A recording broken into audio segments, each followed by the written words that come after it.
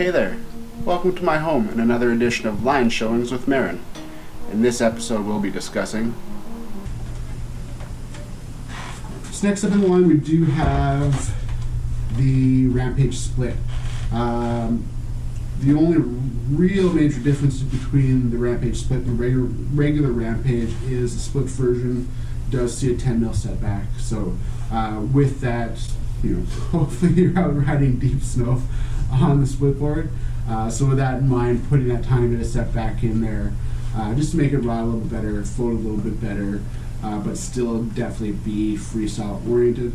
The other big change between the regular version and the split version of the Rampage is the split version is a flat camber board versus the regular version, which is a hybrid camber. So yeah, I mean that about covers it as far as the big design features on the Rampage Split. This is definitely going to be, like I said, your more freestyle oriented split board, or someone who wants to throw tricks down as they come down the mountain after going up it of their own power. So it's, for that customer who wants to land switch in the powder, who wants to do drops and all that, and basically ride their board like they would on the resort, but in the back or slack country. So yeah, that's it for Rampage Split. I will go through a couple of the split board features that are common among all the Kemper splits as well here. So I'm going to pull this up close to the camera so that we can see some of that texture there. So the Kemper split boards feature polyamide top sheet material.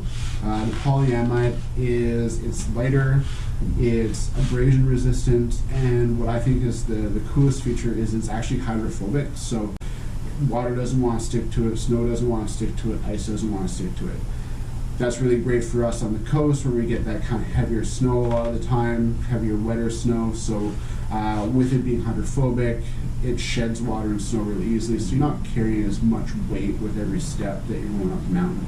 When you get into colder zones, again, that feature still comes into play because you don't have ice forming on the top sheet the way you do on some other top sheet materials. The Kemper splits also feature phantom joining hardware and tip and tail clips. So I've been riding the Phantom hardware now for a couple of seasons and actually very stoked on how it all works. It looks very simple because it is simple, but it's still really nice and tech. With the Phantom joining hardware, basically acts like a French cleat, and as the two halves come together, the further they go together, the tighter they join.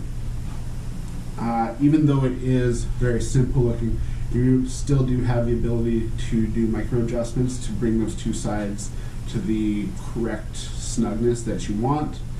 But with it being such a simple system, the real true advantage is there's really no moving parts when you are out in the field. So there's less things to break, there's less things to bind. You're out there doing your thing, you pull the two sides apart, stick them back together, and you are good to go. The tip and tail clips do have that nice locking feature as well, so once you get it all lined up, everything snaps together nice and tight, binding goes on. And I've really found that the Phantom joining system, everything rides really firm. It rides much pretty similar to what the solid boards do. So yeah, that's it. That's the Rampage Split. Like I said, 10mm setback. You got a flat camber there. It's your freestyle split machine.